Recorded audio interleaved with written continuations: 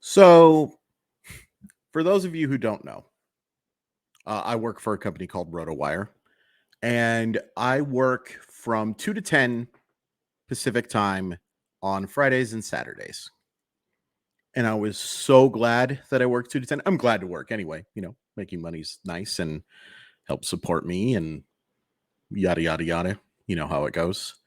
But I was so glad that that was my shift today because the Mariner game ended at like 8:45, and it gave me an hour to, I don't want to say calm down because I wasn't angry or anything, but it gave me an hour to not be as reactionary because this was a pathetic performance. Mariners lose 2-0. They fall behind in this 4-game series, 2-1 to the Guardians. So let's start with the positive because there's just one positive. Logan Gilbert was outstanding tonight. Outstanding. And so let's recap how the Mariners lose 2-0. Gilbert does give up a home run to Josh Naylor to make it 1-0. Diego Castillo gives up a home run to Andres Jimenez. That makes it 2-0. And the Mariners don't do crap. Just don't do a gosh dang thing offensively. But again, let's start with the positives, even though I just went into the negative. Gilbert was outstanding. 6 innings, 1 run, 7K, 1 walk. Kind of had to battle a little bit in the first inning, but really settled down nicely. He just left one breaking ball over the middle to a hitter that is as good against mistakes as anybody. Josh Naylor, I want to say that probably 95% of his home runs have probably come on middle pitches. Like, it's what he does. He capitalizes on mistakes. He's very, he's a patient hitter too, but he's not the most difficult to figure out. It's just a guy that if you leave something middle, like a lot of hitters, but especially a guy like Naylor, he can hit it a long way, and he did in that case. But outside of that, I thought Gilbert was fantastic, just fantastic. And I'll be honest, he was one of the starters I was kind of concerned about coming into the year. And look, it's just one start. We're going to be doing this for a while. Just one, blah, blah, blah. But he was, because of how much hard contact he gave up last year, I was a little more nervous about him than obviously Castillo and, to be honest, Kirby as well.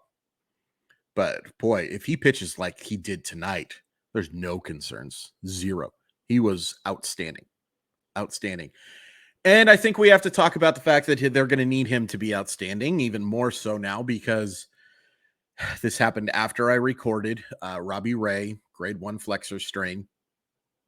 Concerning. Concerning. I'm guessing he's going to miss at least a month. It kind of sounds like that's what they're talking about. But look, flexor strains often become something else. They often lead to Tommy John surgery. And I'm not predicting that.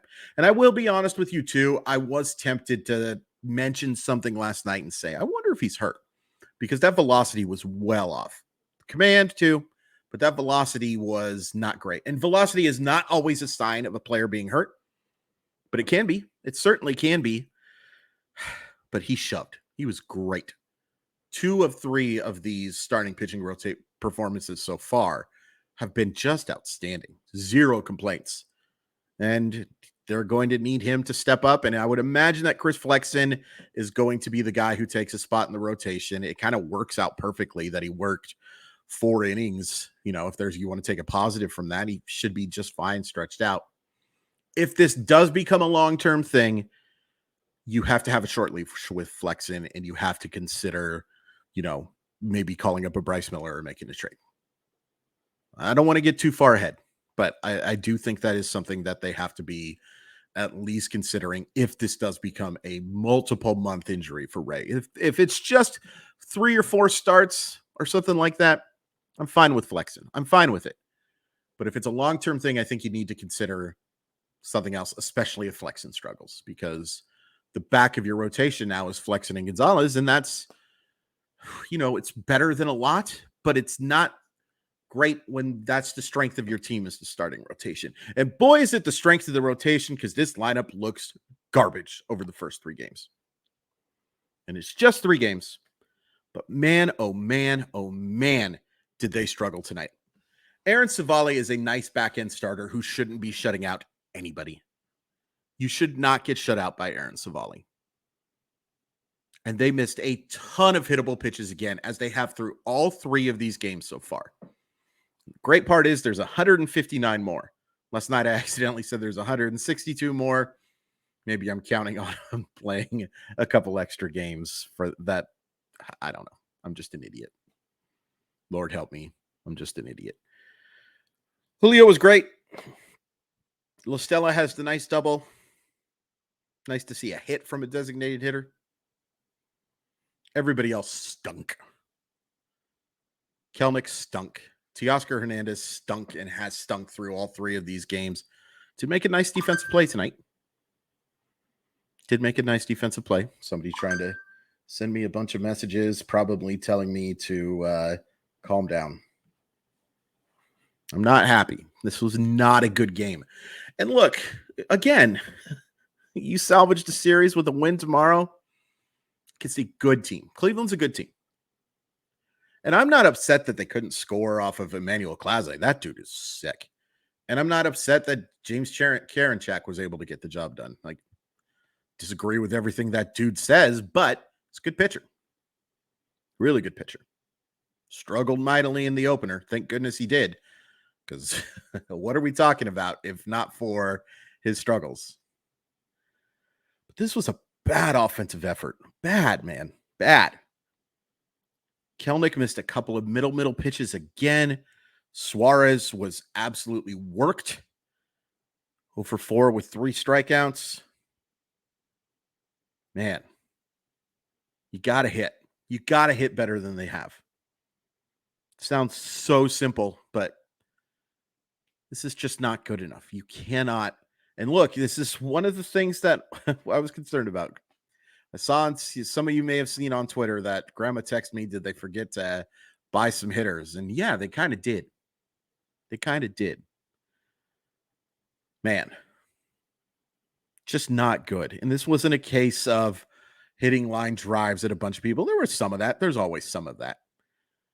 But it was just a case of anemic hitting in this case.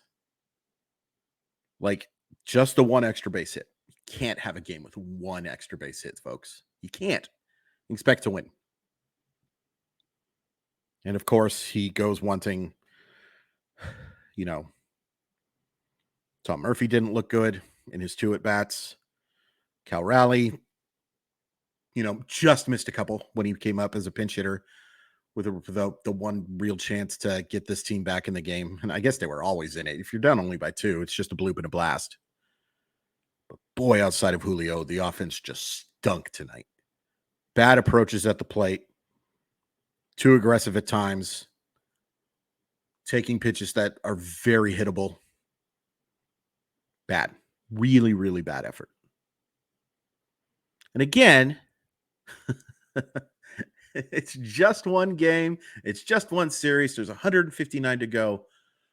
I really want this team to get off to a great start for 2023 because I think there is an opportunity here. There is an opportunity that if you especially can play home baseball playoff games, man, with that rotation, you can do some serious damage. And look, you can do it on the road too. They won a series against a very good Toronto team and then lost pretty, not convincingly, but you know what I mean. They didn't do their job in the ALDS. And it sure would have been nice if 2 of those games were at home. And one of the reasons there's 2 reasons why they didn't have 2 games at home in the ALDS. One was Houston was really good, and 2, Seattle got off to a terrible start and took away the division. Winning the division's a big deal. And you can't win the division when you have terrible, expletive-deleted performances offensively like they did tonight. Yeah, yucky. We'll cut this one short because there's just not a lot of things that you can say other than bad. Walter good, offense bad. That's probably what I'll title this thing. You concerned? What do you think? How big is the Ray loss? I think it is significant. And I'm really hoping it is just a 1-month thing, but